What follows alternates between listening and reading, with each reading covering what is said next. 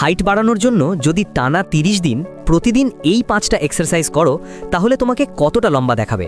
Day 1, তুমি আয়নার সামনে দাঁড়িয়ে মনে মনে বলছো আজ থেকে আমি লম্বা হব।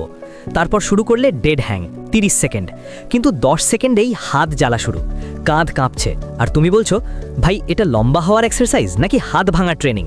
ডে 3, সকালে ঘুম থেকে উঠেই মনে হবে হাত পা আগুন হয়ে গেছে, পিঠে ব্যথা, ঘাড় শক্ত, তবুও তুমি থামছো না। শুরু করলে হ্যামস্ট্রিং স্ট্রেচ, পা এত টাইট লাগবে যেন কেউ দড়ি দিয়ে বেঁধে রেখেছে, মনে হবে হ্যামস্ট্রিং বলছে ভাই প্লিজ বন্ধ কর।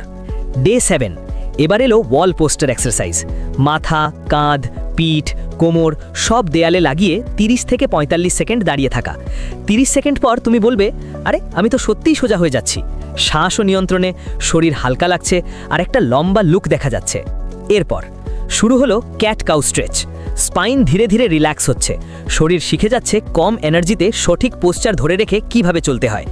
এই সময় থেকেই তুমি লম্বা দেখাতে শুরু করবে, প্রায় 1 ইঞ্চি পর্যন্ত লম্বা দেখাতে পারো।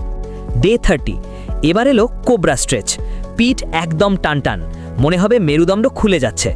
আজ তুমি বুঝবে হাইট বাড়ানো কোনো জাদু নয়, এটা হলো স্পাইন ডিকম্প্রেশন আর সঠিক পোস্চার ঠিক করার ফল। এখন তুমি যখন দাঁড়াও শরীর স্বাভাবিকভাবেই আগের থেকে বেশি লম্বা দেখায়।